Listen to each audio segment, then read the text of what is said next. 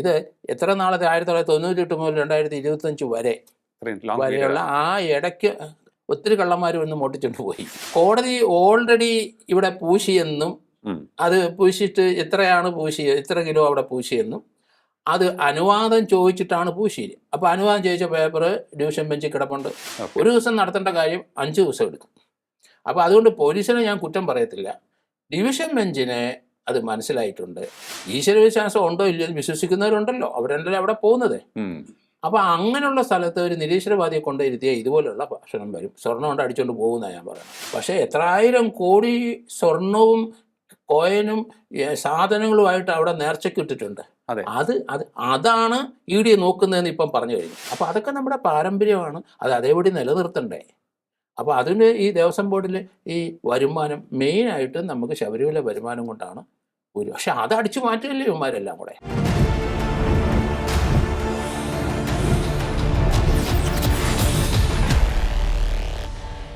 നമസ്കാരം, ടോക്കിംഗ് പോയിന്റിലേക്ക് സ്വാഗതം. ശബരിമല സ്വർണ്ണക്കൊള്ള വിവാദം എങ്ങോട്ടാണ് പോകുന്നത്? കേസ് അന്വേഷണം വഴിമുട്ടുകയാണോ? കുറ്റാരോപിതരെല്ലാം തന്നെ ഒന്നൊന്നായി പുറത്തേക്ക് പോവുകയാണല്ലോ, സ്വാഭാവിക ജാമ്യം ലഭിച്ചതുകൊണ്ട്. കുറ്റപത്രം സമർപ്പിക്കുവാൻ എന്താണ് തടസ്സം? പരിശോധിക്കാൻ നമുക്ക്. നമ്മോടൊപ്പം ചേരുകയാണ് retired SP Shri George Joseph. നമസ്കാരം സാർ, ടോക്കിംഗ് പോയിന്റിലേക്ക് സ്വാഗതം. നമസ്കാരം. എങ്ങോട്ടാണ് സാർ ഈ അന്വേഷണം പോകുന്നത്? നമ്മളെല്ലാം വിചാരിച്ചു ഓരോരുത്തരായി അറസ്റ്റ് ചെയ്യുന്നു, റിമാൻഡ് ചെയ്യുന്നു, അടുത്ത ആളിലേക്ക് പോകുന്നു. അങ്ങനെ വലിയ വലിയ ആൾക്കാരെ അറസ്റ്റ് ചെയ്തപ്പോൾ നമ്മളെല്ലാം വിചാരിച്ചു ഓക്കെ, ഇത് ശരിയായ രീതിയിൽ പോകുന്നു, ഉടൻ തന്നെ എല്ലാവരിലേക്കും അന്വേഷണ സംഘം എത്തും, ശിക്ഷിക്കപ്പെടുന്ന ഒരു സാഹചര്യം ഉണ്ടാകും എന്നൊക്കെ. ബട്ട് ഇപ്പോൾ ഓരോരുത്തരായി ജാമ്യം നേടി പുറത്തേക്ക് പോവുകയാണ്. എങ്ങോട്ടാണ് ഈ അന്വേഷണം പോകുന്നത്? ഞാൻ അന്വേഷണത്തെ കുറ്റം പറയുന്നില്ല. കാരണം ഒരു സ്വാഭാവിക ജാമ്യമാണ്. കാരണം ഇന്ത്യൻ നിയമവ്യവസ്ഥ അനുസരിച്ച് 10 വർഷം വരെ ശിക്ഷയുള്ളവരെ അറസ്റ്റ് ചെയ്താൽ 60 ദിവസം വരെ റിമാൻഡ് ചെയ്യാം. 10 വർഷം ശിക്ഷയുള്ളത്. 10 വർഷത്തിൽ കൂടുതൽ ജീവപര്യന്തം അല്ലെങ്കിൽ തൂക്കാൻ വിധിക്കുക, ഇങ്ങനെയുള്ള 10 വർഷത്തിൽ കൂടുതൽ ശിക്ഷ വരുന്നതെല്ലാം 90 ദിവസം വരെ റിമാൻഡ് ചെയ്യാം. അത് കഴിഞ്ഞാൽ ജാമ്യം കൊടുക്കണമെന്നാണ്. ഇതിനകം കുറ്റപത്രം സമർപ്പിച്ചില്ലെങ്കിൽ ജാമ്യം കൊടുക്കണം. അതാണ് ഇന്ത്യയിലെ നിയമവ്യവസ്ഥ. ഈ 2 കേസുകളുടെയും സംഭവം അങ്ങനെയാണ്. അപ്പോൾ ഇതിനകത്ത് ഇപ്പം വിജിലൻസ് കോടതിയിലാണ് റിമാൻഡ് ചെയ്തതൊക്കെയെങ്കിലും അവിടുത്തെ കുറ്റം 3 വർഷമാണ് ശിക്ഷ. മിക്കവാറും ഉള്ളത് അത് 2-4 സെക്ഷനൊക്കെ വെച്ചിട്ട് 7 വർഷം വരെയൊക്കെ ശിക്ഷ കൊടുക്കും. പക്ഷേ ബേസിക് ഒരു ശിക്ഷ 3 വർഷം, ഒന്നിച്ച് തടവ് അനുഭവിച്ചാൽ മതി എന്നൊക്കെ പറയും. അങ്ങനെയാണ്. അപ്പം 3 വർഷത്തെ ശിക്ഷയുള്ളൂ. അത് കോടതി എന്തായാലും ഇതിൻ്റെ സീരിയസ്നെസ് കണ്ടായിരിക്കണം 60 ദിവസവും 90 ദിവസവും കഴിഞ്ഞാൽ ജാമ്യം കൊടുത്ത്. അപ്പോൾ അത് കോടതിയുടെ ഭാഗത്തുനിന്ന് കൃത്യമായിട്ട് അത് നിയമപരമായിട്ടാണെങ്കിലും ഇവരെ അകത്തിടണം എന്നൊക്കെ തോന്നിയിട്ടുണ്ടാവും. ജാമ്യ സമയത്ത് അതൊക്കെ പരിഗണിച്ച ശേഷം കോടതിയിലെ ചില ചോദ്യങ്ങൾ കേൾക്കുമ്പോൾ അങ്ങനെ തന്നെ നമുക്ക്, കാരണം ഇത് ഒരിക്കലും നമ്മൾ പ്രതീക്ഷിക്കാത്തൊരു സംഭവമല്ലേ. അപ്പോൾ അങ്ങനെയുള്ള കേസ് കൊണ്ടായതുകൊണ്ടാണ് അവർക്ക് ജാമ്യം കൊടുത്തത്. ജാമ്യം കൊടുത്തുകൊണ്ട് അത് വലിയ തെറ്റില്ല, കേസിന് ദൂഷ്യം വരില്ല. കാരണം ഇത് നമ്മൾ വിചാരിക്കുന്ന പോലെ ഒരു വീട്ടിൽ കയറി ഒരു ചെറിയ മോഷണം നടത്തി കഴിഞ്ഞാൽ അത് 15 ദിവസം 30 ദിവസം കൊണ്ട് ചാർജ് ഷീറ്റ് കൊടുക്കാൻ പറ്റും. കള്ളനെ കിട്ടിയാൽ ചാർജ് ഷീറ്റ് കൊടുക്കാൻ പറ്റും. പക്ഷേ ഇതങ്ങനെയല്ല. ഇത് വളരെ കോംപ്ലിക്കേറ്റഡ് ആയ കേസുകളാണ്.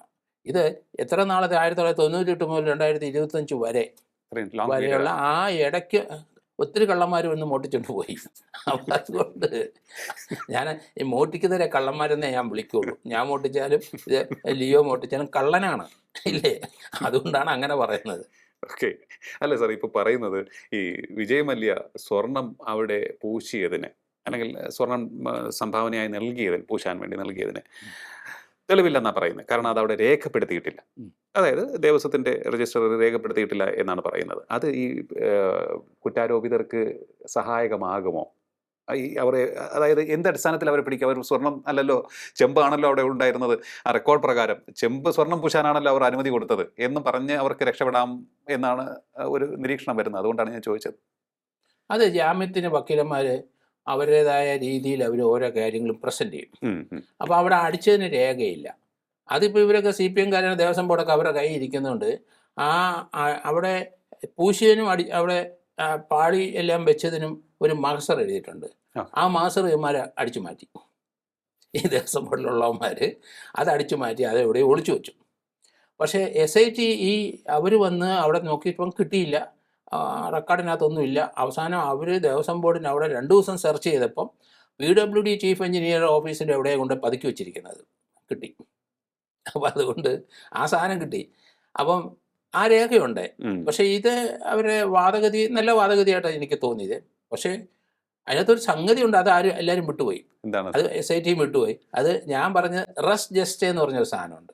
റസ് ജസ്റ്റേ എന്ന് പറഞ്ഞാൽ കോടതി ഓൾറെഡി ഇവിടെ പൂശിയെന്നും അത് പൂശിയിട്ട് എത്രയാണ് പൂശിയത്, എത്ര കിലോ അവിടെ പൂശിയെന്നും അത് അനുവാദം ചോദിച്ചിട്ടാണ് പൂശിയത്. അപ്പോൾ അനുവാദം ചോദിച്ച പേപ്പർ ഡിവിഷൻ ബെഞ്ചിൽ കിടപ്പുണ്ട്. പൂശി എത്രയാണ് പൂശാൻ ഉദ്ദേശിക്കുന്നത്, അപ്പോൾ ഇത്ര കിലോ 44 കിലോ 800 ഗ്രാം അതാണ് ആദ്യം പറഞ്ഞത്. ഞാൻ എല്ലാവരും പറഞ്ഞ എന്തുകൊണ്ടാണ് സാർ ഇങ്ങനെ കൂടെ 44 കിലോ എന്ന് പറയും. അപ്പോൾ അതിൻ്റെ ഒറിജിനൽ റെക്കോർഡിൽ കോടതി കൊടുത്തതിന് 44 കിലോ 800 ഗ്രാം വരും പൂശാനും തേക്കാനും എല്ലാം കൂടെ. അങ്ങനെ ഒരു റിപ്പോർട്ട് കോടതി കൊടുത്തിട്ടുണ്ട്. പൂശിയ ശേഷം എത്ര പേരാണ് പണിതത്, എത്ര നാളെടുത്തു, അങ്ങനെയുള്ള റിപ്പോർട്ടും മിച്ചം എത്ര സ്വർണ്ണം ഉണ്ട് എന്നൊരു റിപ്പോർട്ടൂടെ ഹൈക്കോടതി കൊടുത്തു. രണ്ടും കൊടുത്തു കഴിഞ്ഞാൽ പിന്നെ അതൊരു ജഡ്ജ്മെൻറ്റ് തന്നെയാണ്. ഹൈക്കോടതി റെക്കോർഡ് ചെയ്ത് കഴിഞ്ഞു. പിന്നെ മാസമൊന്നും ആവശ്യമില്ല, പിന്നെ ആ വാദഗതി പൊളിയും. അതുകൊണ്ടാണ് ഞാൻ റസ് ജസ്റ്റേ എന്ന് പറയുമ്പോൾ കോടതിക്ക് പെട്ടെന്ന് കാര്യം പിടി കിട്ടും. അതുകൊണ്ടാണ് റസ് ജസ്റ്റേ എന്നാണ് അത് പറയുന്നത് എവിഡൻസ് ആക്ടിനകത്ത്. ഓക്കെ, വേറൊരു കാര്യം പറയുന്നത്, ഈ തൊണ്ടി മുതൽ കണ്ടെടുത്തില്ല, അതുകൊണ്ട് കേസ് ശിക്ഷിക്കാൻ ഉതകുന്ന തരത്തിലേക്ക് വാദഗതികൾ കൊണ്ടുപോകാൻ സാധിക്കില്ല എന്നൊക്കെയാണ് പറയുന്നത്. അങ്ങനെ ചില കാര്യങ്ങളൊക്കെ ഞാൻ വായിച്ചിട്ടുമുണ്ട്. അതിലെത്രത്തോളം വസ്തുതയുണ്ട്? അതിനകത്ത് കുറേ വാസ്തവം ഇല്ലാഴിയില്ല. കാരണം തൊണ്ടി ഇവിടുന്ന് കൊണ്ടുപോയ സ്വർണം കിട്ടൂല. അപ്പം നമ്മൾ നേരത്തെ വിചാരിച്ചിരിക്കുന്ന ദ്വാരപാലക ശില്പത്തിലെ പാളികൾ, കട്ടളപ്പടിയിലെ പാളികൾ, ഇതെല്ലാം അടിച്ചുകൊണ്ട് പോയെന്ന വെളിയിൽ കൊണ്ടുപോയെന്ന.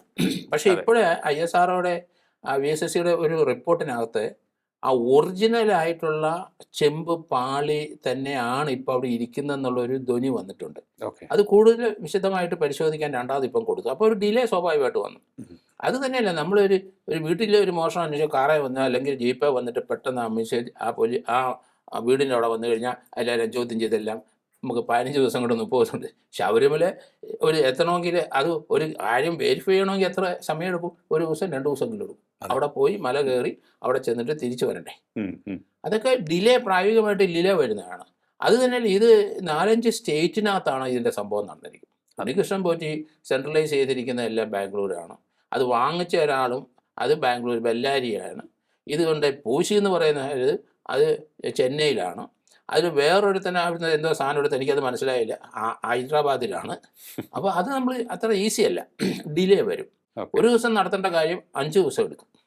അപ്പോൾ അതുകൊണ്ട് പോലീസിനെ ഞാൻ കുറ്റം പറയത്തില്ല, ഡിവിഷൻ ബെഞ്ചിനെ അത് മനസ്സിലായിട്ടുണ്ട്. കാരണം ഇവർ മുഗദാവിലെ ഇൻ ക്യാമറ പ്രൊസീഡിങ്സിലെ അന്വേഷണ ഉദ്യോഗസ്ഥന്മാർ നേരിട്ട് കൺവേ ചെയ്യുന്നതാണ്. അപ്പോൾ അതിൻ്റെ ബുദ്ധിമുട്ട് എന്താണെന്ന്. ഇപ്പോൾ ഇവിടെ പോയി ഒരുത്തനെ പിടിക്കാമെന്ന് പറഞ്ഞാൽ നമുക്കിപ്പം തിരുവനന്തപുരത്ത് നിന്ന് ശരി അവൻ ആറ്റിങ്ങിലുണ്ടെന്ന് പറഞ്ഞാൽ അപ്പം 2-4 മണിക്കൂറിൻ്റെ കാര്യമല്ലേ ഉള്ളൂ. ഇവനെ ഒന്ന് കാണണമെങ്കിൽ എവിടെ പോകണം? ആന്ധ്രയിൽ പോകണം, ബാംഗ്ലൂർ പോകണം. പോലീസ് ഉദ്യോഗസ്ഥന്മാർക്കൊന്നും ഫ്ലൈറ്റിലൊന്നും അധികം പേര് സഞ്ചരിക്കാനൊക്കില്ല ടീമിനൊന്നും. അങ്ങനെ ഇല്ല.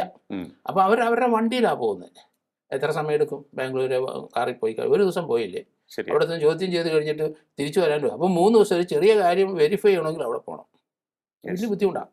അതുകൊണ്ടാണ് തൊണ്ടി സാധനം കിട്ടുവാൻ സാധ്യത വളരെ കുറവാണ്. അപ്പോൾ തൊണ്ടി കിട്ടിയില്ലെങ്കിലും ശിക്ഷിക്കാമല്ലോ കോടതിക്ക്. അതിനുള്ള എവിഡൻസ് അതുപോലെ കുറ്റച്ചാർജ് കോടതി ശിക്ഷിക്കാൻ പറ്റും. തൊണ്ടി വേണമെന്നില്ല. തൊണ്ടി കൈപ്പറ്റി അത് റെക്കോർഡ് ചെയ്യാൻ പറ്റിയില്ലെന്നേ ഉള്ളൂ. തൊണ്ടി ഇവനെ അടിച്ചുകൊണ്ട് പോയെന്നുള്ള എവിഡൻസ് മതിയല്ലോ. അതുകൊണ്ട് അതിനൊന്നും പേടിക്കണ്ട. തൊണ്ടി കിട്ടാനുള്ള സാധ്യത വളരെ കുറവാണ്. കാരണം ഇതിൻ്റെ ഒറിജിനൽ തൊണ്ടി ഒരിക്കലും കിട്ടില്ല. അതൊക്കെ മാറിപ്പോയി പകരം സ്വർണം അതാണെന്ന് പറഞ്ഞു കൊടുക്കുക. അത്രേ ഉള്ളൂ. അല്ല, ഇത് ഇത്തരത്തിൽ മുന്നോട്ട് പോവുകയാണ് എന്നുണ്ടെങ്കിൽ ഈ ചാർജ് ഷീറ്റ് ഏതായാലും എനിക്ക് തോന്നുന്നു ഈ വളരെ പ്രഗത്ഭരായ ഉദ്യോഗസ്ഥരാണ്, അല്ലെങ്കിൽ പ്രഗത്ഭനായ ഒരു ഉദ്യോഗസ്ഥനാണ് അതിന് നേതൃത്വം കൊടുക്കുന്നത് SITക്ക്. അപ്പോൾ വീക്കായ ഒരു ചാർജ് ഷീറ്റ് കൊടുത്തത് കൊണ്ട് കാര്യമില്ല. അപ്പോൾ എന്തായാലും ഒരു അടപടലം പൂട്ടുന്ന ചാർജ് ഷീറ്റ് തന്നെ കൊടുക്കണം. അതുകൊണ്ട് ടൈം എടുത്ത് കൊടുക്കാം എന്ന് വിചാരിച്ചിട്ടുണ്ടാകും. അങ്ങനെയാണോ? അങ്ങനെ തന്നെ ഞാനും പറഞ്ഞു, ടൈം എടുത്തോളൂ എന്നാണ് പറയുന്നത് ഞാൻ. കാരണം പലരും കുറ്റപ്പെടുത്തുന്നവരെ ഇല്ല. കാരണം ഇതിൻ്റെ ഈ ബുദ്ധിമുട്ട് നമുക്കറിയാം. ധാരാളം കേസുകൾ നമ്മൾ കുറ്റച്ചാർജ് കൊടുത്താൽ ഇവിടുന്ന് ഞാൻ കാസർഗോഡ് പോയി കേസ് അന്വേഷിക്കാൻ പോകും. ഇവിടുന്ന് അവിടെ വരെ പോകണ്ടേ? ട്രെയിനാണേലും 1 ദിവസം പോയില്ലേ, അല്ലെ രാത്രി കയറി രാവിലെ. അത് കഴിഞ്ഞിട്ട് അവിടെ പോയി താമസിക്കണം. അങ്ങനെ ഇവിടുന്ന് അവിടം വരെ. അപ്പോൾ ഇവർ അന്യ സ്റ്റേറ്റുകളിൽ പോകുമ്പോൾ എന്തുമാത്രം ടൈം എടുക്കും. നമ്മൾ പല കേസുമായിട്ട് ബന്ധപ്പെട്ട് ചെന്നൈക്ക്, അതിൽ മൈസൂർ, കർണാടക, ബോംബെ, പൂനെ ഒക്കെ ഞാൻ പോകുന്നുണ്ട്. എല്ലാം ഇവിടുന്ന് ജീപ്പിനാണ് പോകുന്നത്. ഓക്കെ. ഇവിടെ എല്ലാം ജീപ്പിലാണ് പോകുന്നത്. അന്നത്തെ പോലീസ് ജീപ്പിലാണ് പോകുന്നത്. ഇതെന്തുകൊണ്ടാണ് അങ്ങനെ ഒരു യാത്രാമാർഗം പോലീസ് സ്വീകരിക്കുന്നത്? കാരണം ഞാൻ ചില സിനിമകളിലും കണ്ടിട്ടുണ്ട്. അപ്പോൾ വലിയ ദൂരമുള്ള സ്ഥലങ്ങളാണെങ്കിൽ പോലും അവിടേക്കൊക്കെ തന്നെ പോലീസ് വണ്ടിയിലാണ് പോകുന്നത്. സ്വന്തം സ്റ്റേഷനിലെ വണ്ടിയിലാണെന്ന് തോന്നുന്നു. അല്ലെങ്കിൽ പോലീസ് വകുപ്പ് കൊടുക്കുന്ന വണ്ടിയിലായിരിക്കും അവർ പോകുന്നത്. എന്തുകൊണ്ടാണ് അങ്ങനെ പോകുന്നത്? എന്തുകൊണ്ട് ട്രെയിനിൽ പൊക്കൂടാ? അല്ലെങ്കിൽ കുറച്ചുകൂടി മറ്റ് മാർഗങ്ങൾ? അത് ഇപ്പോൾ അത് ഈ TA ബില്ലാണ് എല്ലാവർക്കും എല്ലാം കിട്ടുന്ന പൈസ. അപ്പോൾ ഇവിടെ എന്നാന്നറിയോ, അവിടം വരെ ട്രെയിന് പോയി കഴിഞ്ഞാൽ ആ ടീമിൽ 5 പേരുണ്ടെങ്കിൽ ഒരു വാഹനത്തിൽ പോവുക. ഒറ്റ എക്സ്പെൻസേ വരുന്നുള്ളൂ. ഓക്കെ. 5 പേർക്ക് ഫസ്റ്റ് ക്ലാസ് എലിജിബിളാണ്. എന്നാലും 5 പേർക്ക് ടിക്കറ്റ് എടുക്കണ്ടേ? ഓക്കെ. അത് കോസ്റ്റ് വർക്കൗട്ട് ചെയ്യുമ്പോൾ അതിനകത്ത് നോക്കുമ്പോൾ ഒരാൾ ഒരു വണ്ടി കൊണ്ട് പോകുന്ന, ഒരു ഡ്രൈവറും പോകുന്ന ഈ 5 പേര്, പിന്നെ ചില സാധനങ്ങൾ ഇൻവെസ്റ്റിഗേറ്റീവ് കിറ്റ്സ് ഒക്കെ ഉണ്ട്. ഓക്കെ. ഓക്കെ. അതെല്ലാം മൂവ് ചെയ്യുമ്പോൾ ഒന്നും അറിയണ്ട, പോകുന്ന വഴിക്ക് അങ്ങ് വിട്ടു പോവാം. മറ്റേത് അങ്ങനെയല്ല, അവരുടെ സൗകര്യത്തിന് നമ്മൾ പബ്ലിക്കിനൊപ്പം പോകണം. അങ്ങനെ ഒരു വിഷയം. ഇതാണ് അതിന്റെ സൗകര്യം. ഓക്കെ. അതുകൊണ്ട് അതിന് സർക്കാരിന് ലാഭം, സർക്കാർ കുറിയിടും. TA-ക്ക് ഒരു ലിമിറ്റ് ഉണ്ട്, ഒരാൾക്ക് ഇത്രേ വാങ്ങിക്കാൻ പറ്റുള്ളൂ. ഇപ്പം ഞാനൊക്കെ ഈ ഇരുന്ന സ്റ്റേറ്റ് ബോർഡ് ജൂറിസ്ഡിക്ഷനിലാണ് സർക്കിളായിട്ടും DYSP ആയിട്ട് ഇരുന്നത്. അത് ഞാൻ TA കൂടുതൽ വാങ്ങിക്കുമ്പോൾ മറ്റവന്മാർക്ക് സൂക്കേട് കൂടുതലുണ്ട് പലർക്കും. അത്രയും TA ഒക്കെ എങ്ങനെയാണ് വാങ്ങിക്കുന്നത്? എനിക്കന്ന് 2 വണ്ടിയുണ്ട്. അപ്പോൾ എല്ലാവർക്കും ഒരു വണ്ടിയില്ലേ? കാരണം എനിക്ക് സ്റ്റേറ്റ് ബോർഡ് ജൂറിസ്ഡിക്ഷനും ഇന്ത്യക്ക് വെളിയിലൊക്കെ പോകുമ്പോൾ കണ്ടീഷൻ ഒരു വണ്ടിയും ഒരു പഴയ വണ്ടി, 2 ഡ്രൈവറും. അത് പലർക്കും പിടിച്ചില്ല. അതൊക്കെ ഇതിനകത്തുള്ളതാണ്. അപ്പോൾ അതുകൊണ്ട് ഈ പോലീസ് ഉദ്യോഗസ്ഥർ ഇങ്ങനെ ഫ്ലൈറ്റിൽ പോകാൻ, ഇപ്പം എവിടെ പോയാലും ട്രെയിനിൽ പോകാൻ, ഫ്ലൈറ്റിൽ പോകുമ്പോൾ അത്രയും പൈസ സർക്കാർ തരത്തില്ല. ഒബ്ജക്ഷൻ, TA ഒബ്ജക്ഷൻ വരും. അതുകൊണ്ട് അങ്ങനെ വലിയ ബുദ്ധിമുട്ടുകളുണ്ട്. അതുകൊണ്ടാണ് ഇങ്ങനെ പോകുന്നത്. ഇല്ല, നമ്മൾ ഈ ശബരിമല കേസിലേക്ക് വരുമ്പോഴത്തേക്ക് ഇപ്പോൾ കഴിഞ്ഞ ദിവസം VD സതീശൻ പറയുന്നത് കേട്ടു, ഇതിപ്പോൾ അന്വേഷണ സംഘത്തിന് മേൽ മുഖ്യമന്ത്രിയുടെ ഓഫീസിൽ നിന്നുള്ള സമ്മർദ്ദമുണ്ട്, അതുകൊണ്ടാണ് അവർ ഇത്തരത്തിലൊരു സമീപനം സ്വീകരിക്കുന്നത്. ഇതിൽ രാഷ്ട്രീയത്തിൻ്റെ സ്വാഭാവികമായിട്ടും ഉണ്ടാകും. ഒരു ജനാധിപത്യ രാജ്യത്ത് ഇത്തരത്തിലൊരു കേസ് വരുമ്പോൾ ഭരിക്കുന്ന പാർട്ടിയുടെ ഇടപെടൽ സ്വാഭാവികമായിട്ടും ഉണ്ടാകുമെന്ന് നമ്മൾ സംശയിക്കുന്നു. ഞാനങ്ങനെ സംശയിക്കുന്നു. എന്താണ് സാറിൻ്റെ ഒരു സേ? തീർച്ചയായിട്ടും അതെ, പൊളിറ്റിക്കൽ പ്രഷറുണ്ട്. സർക്കാരിനെ സംബന്ധിച്ചിടത്തോളം ഇപ്പോൾ ദേവസ്വം ബോർഡ് പ്രസിഡന്റ് സർക്കാർ നോമിനിയാണ്. പ്രസിഡന്റ്, അവിടെ 2 പേര് ദേവസ്വം ബോർഡ് മെമ്പേഴ്സ് വരും, 3 പേര് സർക്കാർ നോമിനിയാണ്. ആ സർക്കാർ നോമിനി എന്ന് പറഞ്ഞാൽ പാർട്ടിയുടെ ജില്ലാ തലത്തിലുള്ള നേതാക്കന്മാരും ആ രീതി പ്രവർത്തിച്ചവർക്കാണ് ഈ നോമിനേഷൻ കൊടുക്കുന്നത്. അങ്ങനെയുള്ളവരാണ് അവിടെ പോകുന്നത്. അതേ സമയത്ത് നമ്മളൊരു കാര്യം മനസ്സിലാക്കണം, ഇവരെ പാർട്ടി സംരക്ഷിച്ചല്ലേ പറ്റുള്ളൂ. ഞാൻ തുടക്കം പോലെ പണ്ട് പോലെ നിരീശ്വരവാദിയായ CPM പാർട്ടിക്കാരെ എന്തിനാണ് ദേവസ്വം ബോർഡ് പ്രസിഡന്റ് ആക്കുന്നത്? ഈശ്വരവിശ്വാസം ഉണ്ടോ ഇല്ലയോ എന്ന് വിശ്വസിക്കുന്നവരുണ്ടല്ലോ, അവരെന്തല്ലേ അവിടെ പോകുന്നത്. അപ്പൊ അങ്ങനെയുള്ള സ്ഥലത്ത് ഒരു നിരീശ്വരവാദിയെ കൊണ്ടിരുത്തിയാൽ ഇതുപോലുള്ള ഭക്ഷണം വരും. സ്വർണ്ണം കൊണ്ട് അടിച്ചുകൊണ്ട് പോകുന്നതാണ് ഞാൻ പറയണത്. കാരണം അല്ലെങ്കിൽ ഒരു ദൈവഭയം കൊണ്ട് മറ്റൊരു ഭയമെങ്കിലും ഉണ്ടാവും. അപ്പൊ അത് ഭയക്കേണ്ട ആവശ്യമൊന്നുമില്ല. അവരുടെ സങ്കല്പം അങ്ങനെയാണ്. അതുകൊണ്ട് അതിൽ നിന്ന് എന്തായാലും മാറി സഞ്ചരിക്കണം. ഏത് പാർട്ടി അധികാരത്തിൽ വന്നാലും ശരി, ഈശ്വരവിശ്വാസികൾ എന്നറിയപ്പെടുന്ന പാർട്ടിക്കാരെ വെച്ചോളൂ. പക്ഷേ CPM പാർട്ടിക്കകത്ത് ഈശ്വരവിശ്വാസികൾ സ്ഥാനമില്ല. അപ്പോൾ അതൊരു പ്രശ്നമാണ്. ഓക്കെ. അപ്പോൾ ഇത് വേറൊന്ന്, ഈ ദേവസ്വം ആക്ട് എന്ന് പറഞ്ഞത് കാലഹരണപ്പെട്ടതാണെന്നും നമ്മുടെ പുതിയ ഭേദഗതികൾ വരുത്തി അതിനെ കുറെ കൂടി കാലാനുസൃതമാക്കണമെന്നും ഒരു വാദം ഉയരുന്നുണ്ട്. കാരണം ഇത് പഴയ രീതിക്കനുസരിച്ച് പോയി കഴിഞ്ഞാൽ ഇപ്പോഴത്തെ കള്ളന്മാരെ ഒന്നും പിടിക്കാൻ പറ്റില്ല എന്ന് പറയുന്നുണ്ട്. എന്താണ് അക്കാര്യത്തിൽ അങ്ങയുടെ അഭിപ്രായം? അതെന്നാണെന്നറിയോ, അത് ദേവസ്വം ബോർഡിലെ ഈശ്വരവിശ്വാസികളല്ലാത്തവരെ പോസ്റ്റ് ചെയ്യുമ്പം അവിടെ ഈ മോട്ടിക്കാതിരിക്കാനുള്ള സംവിധാനം അവിടെ ഉണ്ട്. അവിടെ ഇപ്പം ഒരു വിജിലൻസ് SP റാങ്കിലുള്ള ഒരാളുണ്ട്. ഇപ്പോഴീ ഹൈക്കോടതി ഡിവിഷൻ ബെഞ്ച് പിടിച്ചപ്പോഴല്ലേ അങ്ങേര് എല്ലാം കൂടെ ഇങ്ങോട്ട് വെളിപ്പെടുത്തുന്നത്. അതിന് ഇരുന്ന മഹാന്മാരാരെങ്കിലും ഇത് റിപ്പോർട്ട് ചെയ്തിട്ടുണ്ടോ? ചിലരൊക്കെ ഇരുന്ന് പ്രസംഗിക്കുന്നുണ്ട് റിപ്പോർട്ട് ചെയ്തതെന്ന്. റിപ്പോർട്ട് ചെയ്തത് മാത്രമല്ലല്ലോ, അയാൾക്ക് വേണ്ടി മറ്റു നടപടിയിലോട്ട് കയറാം. അയാൾക്ക് അവിടെ റിപ്പോർട്ട് ചെയ്തിട്ട് കേസെടുത്തില്ലെന്നുണ്ടെങ്കിൽ, മേലധികാരി ചെയ്തില്ലെങ്കിൽ ഇയാൾക്ക് നേരിട്ട് ഒരു പോലീസ് സ്റ്റേഷൻ ഒരു പരാതി കൊടുക്കുന്നതിന് എന്താ തടസ്സം? അങ്ങനെ തടസ്സമൊന്നുമില്ല. അതൊക്കെ തോന്നല അവർക്ക്. ഒരു കോഗ്നിസബിൾ ഒഫൻസ് നടന്നു പോയാൽ, കോഗ്നിസബിൾ ഒഫൻസ് പോലീസിന് എടുക്കാവുന്ന കുറ്റം അത് എവിടെ ഉണ്ടായാലും ശരി, അത് റിപ്പോർട്ട് ചെയ്യാൻ ബാധ്യസ്ഥരാണ് അവിടുത്തെ വിജിലൻസ് ഓഫീസർ. അയാൾ അതിൻ്റെ ത്രൂ പ്രോപ്പർ ചാനലിൽ അങ്ങോട്ട് അയച്ചിട്ട് അവിടെ അങ്ങ് ചെന്നില്ലെങ്കിൽ ഇയാൾ സമാധാനം പറയണം. ഞാൻ അതുകൊണ്ട് ആദ്യം മുതൽ അത് പറയുന്നത്. ഇത്രയും വലിയ കൊള്ള നടന്നിട്ട് അവിടുത്തെ വിജിലൻസ് ഓഫീസർ ഞാൻ റിപ്പോർട്ട് കൊടുത്ത് മറ്റേത് കൊടുത്ത് മറിച്ചു കൊടുത്തു, അയാൾക്ക് ഹൈക്കോടതി കൊടുക്കാൻ ഞാൻ ഡിവിഷൻ ബെഞ്ചിൽ കൊടുക്കാൻ ഞാൻ ആ റിപ്പോർട്ട് ത്രൂ പ്രോപ്പർ ചാനൽ വരുമ്പോൾ അവിടെ ചെല്ലൂല. ഓക്കെ, പ്രോപ്പർ ചാനൽ അതാണ്. കാരണം ഇപ്പം കാര്യങ്ങളൊക്കെ ഹൈക്കോടതിയുടെ മേൽനോട്ടത്തിലാണ് ഇപ്പോൾ നടക്കുന്നത്. അപ്പോൾ എന്തായാലും അതുകൊണ്ട് കുറെ കാര്യങ്ങളൊക്കെ ഏറെക്കുറെ അല്ല, ഇതിന് കൃത്യമായിട്ട് ഇനി ഈ ഒരു കേസ് പിടിച്ചതുകൊണ്ട് ഇനി ഇതുപോലെ തട്ടിപ്പ് വെട്ടിപ്പൊന്നും നടക്കൂല. അതിനിപ്പോൾ ഒരു ED വന്നിട്ടുണ്ട് ഹൈക്കോടതിയിൽ. ED ഇപ്പം ഞാൻ അത് മനസ്സിലാക്കിയത് ഫസ്റ്റ് സ്റ്റെപ്പ് ഈ സ്വർണം മോട്ടിച്ചത് ഒരു ലിമിറ്റ് ഇത്രയേ ഉള്ളൂ, ഇത്ര കോടി രൂപയുടെ സ്വർണ്ണം മോട്ടിച്ചിട്ടുണ്ടാവുള്ളൂ. പക്ഷേ എത്രായിരം കോടി സ്വർണവും കോയിനും സാധനങ്ങളുമായിട്ട് അവിടെ നേർച്ചയ്ക്ക് ഇട്ടിട്ടുണ്ട്.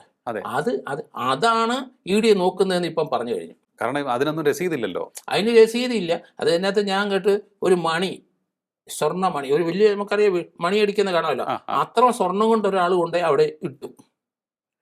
ആന്ധ്രാക്കാരൻ വന്നിട്ട് വലിയ ഭക്തനാണ്, അയാളൊരു ഒരു മണിയുണ്ടല്ലോ, അത് ഒരുമാതിരി മുഴുത്ത ഒരു ചെമ്പൂടത്തിൻ്റെ അത്ര ഉണ്ട് സ്വർണ്ണമാണ്, അതങ്ങോട്ട് ഇട്ട് കഴിഞ്ഞപ്പോൾ അയാൾ ഇത്രയും വലിയ സ്വർണ്ണം ഇട്ടതില്ല. അയാൾ അവിടെ ഒരു പോലീസുകാരൻ്റെ ചോദിച്ചു, നമുക്ക് അതിൻ്റെ ഒരു രസീത് കിട്ടുമോ? അത് നിങ്ങൾ അകത്തോട്ട് ഇട്ടതല്ലേ, അല്ലെങ്കിൽ അവരെ കൗണ്ടറിൽ കൊടുത്തല്ലേ രസീത് തരുള്ളൂ.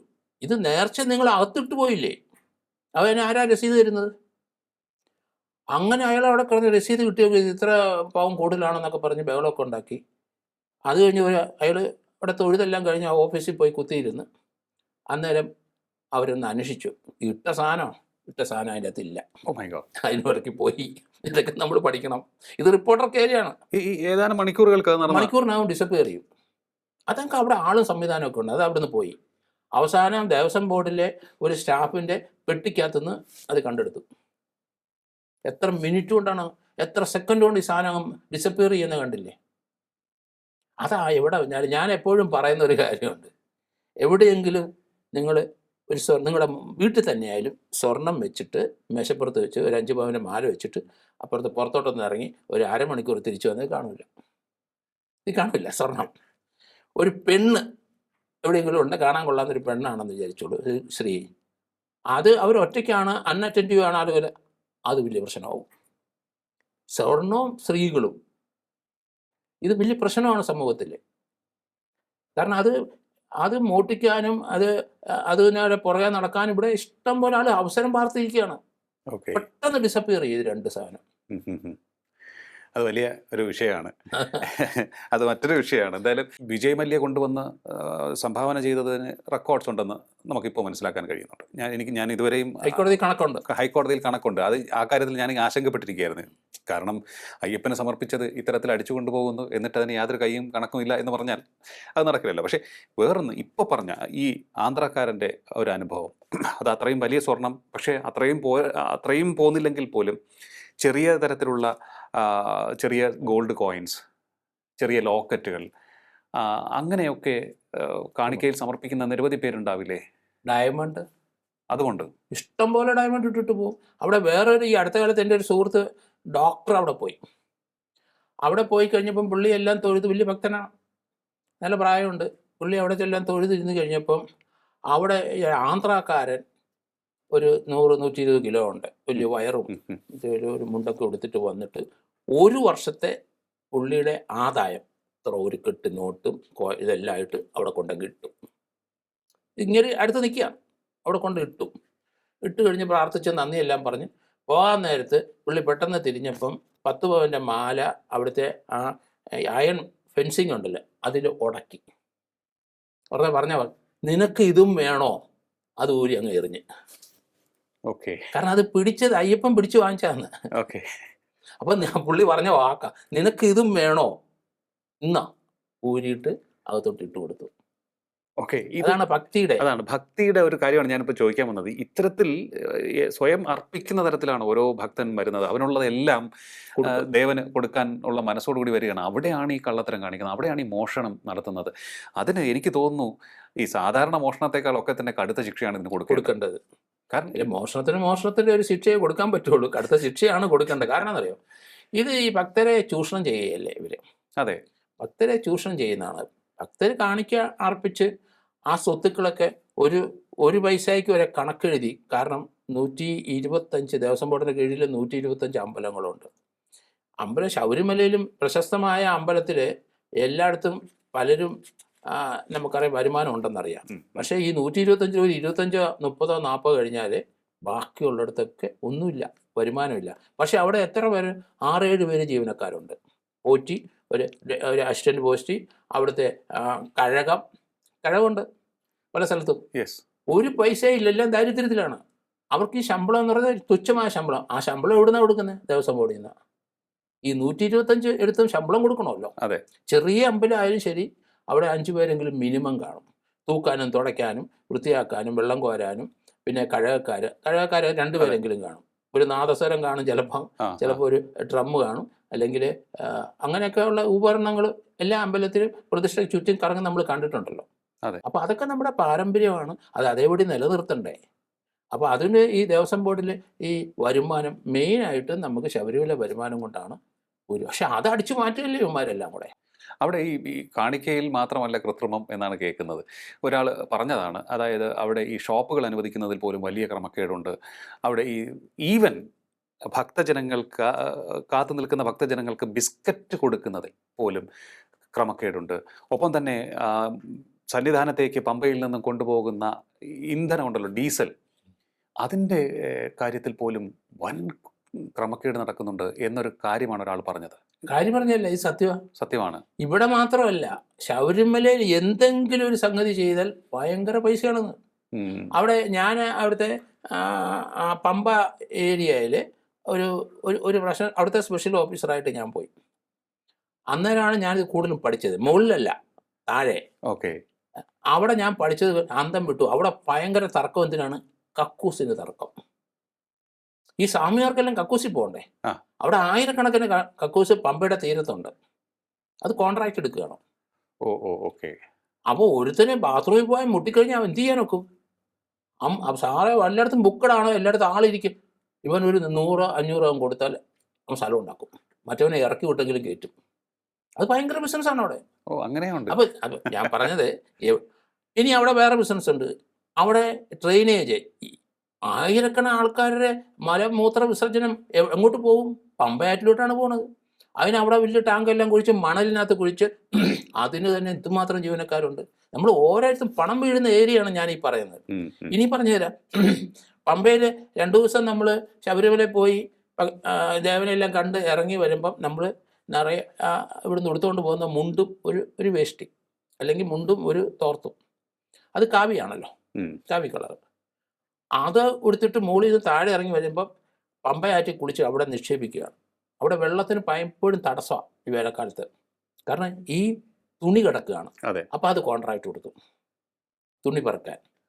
അത് തമിഴ്നാട്ടുകാരാണ്. ഞാൻ രാത്രിയിലാണ് കണ്ടുപിടിച്ചേ. രാത്രി ഞാൻ അവിടെ നോക്കിക്കഴിഞ്ഞപ്പം വലിയ പാണ്ടി ലോറികൾ ഇങ്ങനെ 3-4 എണ്ണം രാത്രി 2:30 മണിക്ക്. രാവിലത്തെ ഇവിടെ ശബരിമല ഒരു കാലി വരുന്നു, കാലി ലോറി. ആദ്യം ഈ പമ്പയുടെ തീരത്തിട്ട് അമ്മമാരെല്ലാവരും അവിടെ മണ്ണ് ആണ്, അന്ന് മണ്ണ് റോഡാണ്, അങ്ങോട്ട് ഇറക്കി ഇട്ടിട്ട് ഒരു ദിവസം 3-4 കണ്ടെയ്നറിനകത്ത് ഈ വെള്ളത്തിൽ കിടക്കുന്ന ഈ തുണി കരയ്ക്ക് കയറ്റാൻ 8-10 വരുന്നു. ഡെയിലി വേജസ്സുകാരാണ്.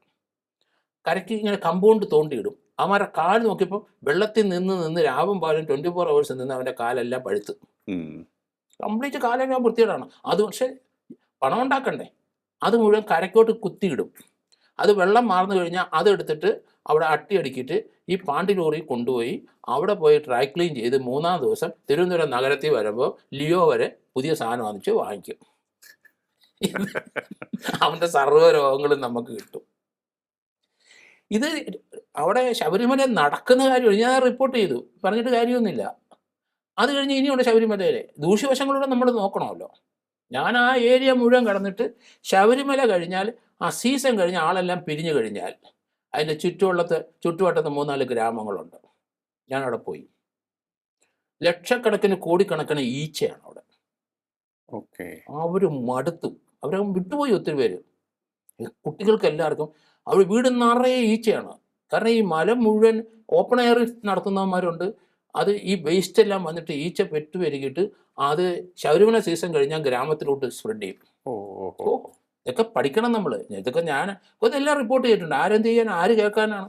അവിടെ ഈ പണം മറിയുന്ന സ്ഥലത്ത് ജോർജ് ജോസഫ് പറഞ്ഞാൽ ആരെങ്കിലും എന്തെങ്കിലും നടപടി എടുക്കുമോ? അതുങ്ങളുടെ ഇത് നോക്കണം. പിന്നെ ഞാൻ അവിടെ പോയി ഒരു സ്ഥലത്ത്, പിന്നെ വേനൽക്കാലത്ത് വെള്ളം പൊങ്ങും ഈ ഗ്രാമത്തിൽ. വേനൽക്കാലത്ത് ഗ്രാമം മുഴുവൻ നിറഞ്ഞ്, ഞാൻ അതിശയിച്ചു ഈ വേനൽക്കാലത്ത് എങ്ങനെയാണ് ആ ഗ്രാമത്തിൽ വെള്ളം പൊങ്ങുന്നത്? എല്ലാ വീട്ടിലും ഇത്രയും വെള്ളം. അതിൻ്റെ പമ്പയുടെ പരിസരത്തുള്ള കാര്യമാണ് ഞാൻ പറയണത്. വേനൽക്കാലത്ത് ചെറിയ എർത്തേക്കൊക്കെ കേരളത്തിൽ എപ്പോഴും ഉണ്ടാവുമല്ലോ. ഇടുക്കിയിൽ നിന്നുള്ള വെള്ളം അതിനൊരു കുഴലിൽ കൂടെ എങ്ങാണ്ട് ഇവിടെ വന്നിട്ട് ഇവിടെ വെള്ളപ്പൊക്കം ഉണ്ടാകുന്നു. ഇത് റിപ്പോർട്ട് ചെയ്തിട്ടുണ്ട്. അത് ജോർജ് ജോസഫിന് വേറെ എന്തോ സൂക്കേടാണെന്നൊക്കെ പറഞ്ഞ് എല്ലാവരും ചീഫ് എഞ്ചിനീയർ അങ്ങനെ ഉണ്ടാകത്തില്ല, പിടിക്കത്തില്ല എന്നൊക്കെ റിപ്പോർട്ട് ചീഫ് എഞ്ചിനീയേഴ്സ് കട വന്നു. ഞാൻ റിപ്പോർട്ട് ചെയ്തു, ഇന്റലിജൻസ് ഞാൻ റിപ്പോർട്ട് ചെയ്ത കാര്യമാണ്. ഇതൊക്കെ ഞാൻ ഇപ്പം ചോദിച്ചത് നന്നായി. കാരണം ശബരിമലയിൽ നമ്മൾ വിചാരിക്കുന്ന പോലെയൊന്നും അല്ല കാര്യങ്ങൾ നീങ്ങുന്നത്. ഇത് ഞാൻ പഠിച്ചതാണ്. ഇത് ഓരോ സ്ഥലത്തും പോയി കണ്ടുപിടിച്ചതാണ്. കാരണം ഓരോ സീസണിലും എനിക്ക് തോന്നുന്നു ലക്ഷക്കണക്കിന് തീർത്ഥാടകരാണ് സീസണിൽ വന്നുകൊണ്ടിരിക്കുന്നത്. ഒരു ദിവസം തന്നെ 90,000-ഓളം പേരൊക്കെ കയറി ദർശനം നടത്തുന്ന ദിവസങ്ങളുണ്ട്. അപ്പോൾ അത്രയും പേർ വരുമ്പോൾ അത്രയും ബിസിനസ് നടക്കുന്നു. ഞാനൊരു കണക്കും പറഞ്ഞിട്ടുണ്ട്. 90,000 ഗുണം 1/2 കിലോ വെച്ച് മലം കൂട്ടിക്കോ, അത്ര അവിടെ നിക്ഷേപിക്കുമോ? ശബരിമല മനുഷ്യൻ നമ്മൾ ഇതൊക്കെ നമ്മൾ പഠിക്കണം. ഇതൊക്കെ ഞാൻ റിപ്പോർട്ട് ചെയ്ത കാര്യങ്ങളാണ്. അന്ന് ഇന്റലിജൻസ് റിപ്പോർട്ട് ചെയ്തു ഞാൻ. അതിന് സംവിധാനം ഉണ്ടാക്കണം. ഈ പണം വെട്ടിച്ചുകൊണ്ട് പോകാനല്ല, അതിന് ക്ലീനിനെസ് ഉണ്ടാക്കാൻ വേണ്ടി നമ്മൾ അതിനുള്ള സംവിധാനമാണ് ഉണ്ടാക്കണം. അയ്യോമാരെ അടിച്ചോണ്ട് പോയി വെക്കുമോ? അതിന് ഈ ശബരിമല വരുന്ന ആ തീർത്ഥാടകരുടെ കംഫർട്ടും ഇതുപോലെയുള്ള മാലിന്യ പ്രശ്നങ്ങളൊക്കെ മാറ്റാനും അതുപോലെ അതിന് ചുറ്റുവട്ടത്തുള്ള ഗ്രാമങ്ങളിലൊക്കെ അസുഖം ഉണ്ടാകാതിരിക്കാനുള്ള നടപടി സർക്കാർ സ്വീകരിക്കണ്ടേ? ശരിയാണ്. അതൊന്നും ആരും ശ്രദ്ധിക്കത്തില്ലെന്നേ. പണം വന്ന് ഇങ്ങനെ മറിയല്ല, അതിൻ്റെ ഷെയർ അടിച്ചുകൊണ്ട് മാറ്റാനുള്ള മാത്രമേ ഇവരുടെ ചിന്തയിലുള്ളൂ. വേറെ ശബരിമലയൊന്നും നന്നാക്കാനോ ആ ഭക്തജനങ്ങൾ കൊണ്ട് കാണിക്ക അർപ്പിക്കുന്നത് അത് വെട്ടിച്ചെടുക്കാനുള്ള തന്ത്രമല്ലാതെ വേറെ ഒന്നും ഇവരുടെ കയ്യിലില്ല. എന്തായാലും ശബരിമലയിലെ സ്വർണ്ണക്കൊള്ള വിവാദം കെട്ടടങ്ങുന്നില്ല. അതുമായി ബന്ധപ്പെട്ടുള്ള അന്വേഷണം നടക്കുകയാണ്. ഇപ്പോൾ അന്വേഷണവുമായി ബന്ധപ്പെട്ടുള്ള കാര്യങ്ങൾ നോക്കുകയാണ് എന്നുണ്ടെങ്കിൽ കുറ്റപത്രം ഇതുവരെയും സമർപ്പിച്ചിട്ടില്ല. കാരണം വീക്ക് ആയിട്ടുള്ള ഒരു കുറ്റപത്രം, അതായത് ദുർബലമായ ഒരു കുറ്റപത്രം സമർപ്പിക്കുന്നതുകൊണ്ട് കാര്യമില്ല. അതായിരിക്കണം അന്വേഷണ സംഘം സമയമെടുത്ത് പഴുതുകൾ അടച്ചുള്ള ഒരു കുറ്റപത്രം സമർപ്പിക്കുവാൻ വേണ്ടി തയ്യാറെടുക്കുന്നത്. പക്ഷേ അതിനിടയിൽ ഈ കുറ്റാരോപിതരെല്ലാം തന്നെ ഓരോരുത്തരായി സ്വാഭാവിക ജാമ്യം ലഭിച്ച് പുറത്തേക്ക് പോവുകയാണ്. ഇത് അന്വേഷണത്തെ എങ്ങനെ ബാധിക്കും എന്നുള്ളതാണ് എല്ലാവരും ചിന്തിക്കുന്നത്. പക്ഷേ ഇത് മാത്രമല്ല, ഈ സ്വർണ്ണക്കൊള്ള മാത്രമല്ല, ശബരിമലയുമായി ബന്ധപ്പെട്ട് ഒട്ടേറെ ക്രമക്കേടുകൾ നടക്കുന്നു എന്നുള്ള ആരോപണം ശക്തമാണ്, ഏറെ നാളായി നിലനിൽക്കുന്നതാണ്. ഇതുമായി ബന്ധപ്പെട്ട് കോടതിയുടെ മേൽനോട്ടത്തിൽ തന്നെ ഒരു അന്വേഷണം നടക്കണം എന്നാണ് ഈ ചർച്ചയ്ക്കൊടുവിൽ എനിക്ക് പറയാനുള്ളത്. എങ്കിൽ മാത്രമേ ഈ കള്ളത്തരങ്ങൾക്കൊരു അറുതി വരുത്താൻ സാധിക്കുകയുള്ളൂ എന്ന് മാത്രം പറയുന്നു. വളരെയധികം നന്ദി സാർ, ഇത്ര സമയം ടോക്കിംഗ് പോയിന്റുമായി സംസാരിച്ചത്. Thank you. ടോക്കിംഗ് പോയിന്റിൻ്റെ ഈ അധ്യായം ഇവിടെ പൂർണ്ണമാകുന്നതിന് അടുത്ത എപ്പിസോഡ് കാണാം. നമസ്കാരം.